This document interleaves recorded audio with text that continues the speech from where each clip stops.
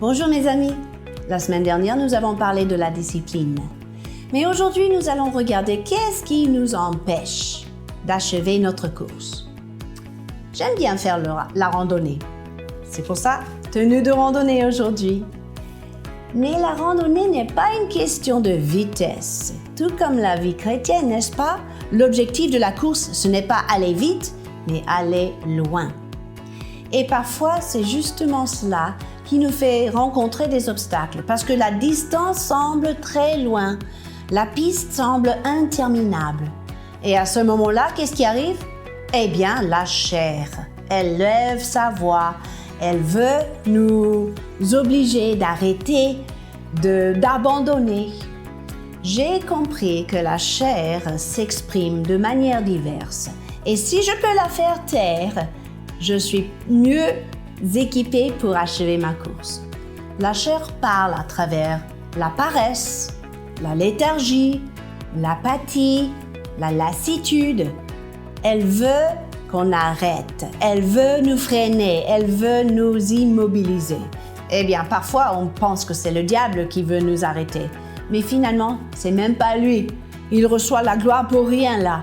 C'est la chair, cette partie en nous qui s'oppose à l'Esprit de Dieu. Et quand l'Esprit de Dieu nous appelle à avancer et à persévérer, la chair a toujours ses objections et ses protestations. Nous voyons ça dans la parole de Dieu, dans Hébreux 12, versets 1 à 3, et je vais vous le lire.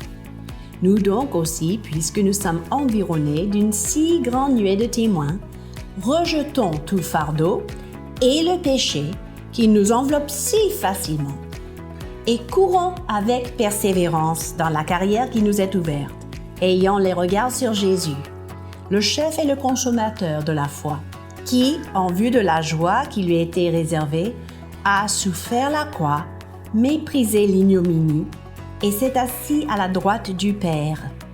Considérez en effet celui qui a supporté contre sa personne une telle opposition de la part des pécheurs, afin que vous ne vous lassiez point, l'âme découragée.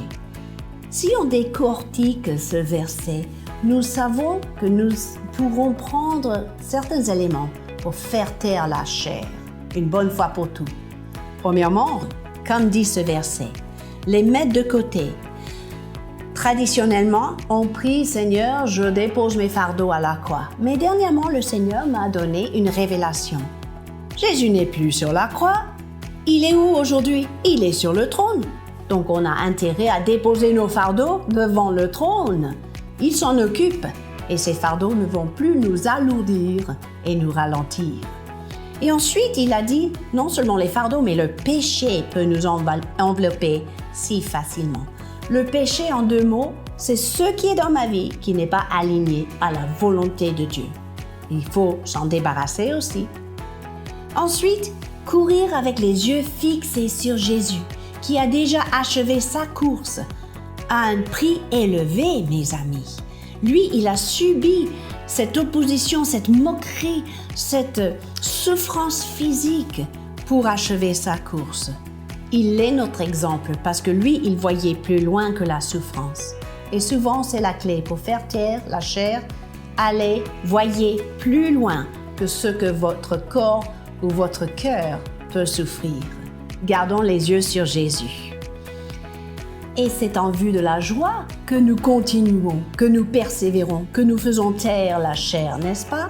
La joie d'accomplir la volonté de Dieu, la joie de préparer le retour de Jésus, la joie de connaître Dieu davantage, la joie d'avoir cette communion de ses souffrances, la joie qui est pour nous la force pour tous les jours et la force pour persévérer dans la course.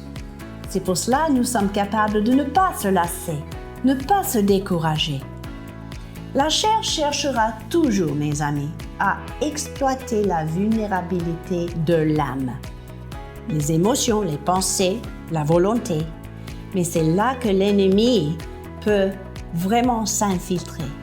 Voici une phrase pour vous inspirer à la clôture.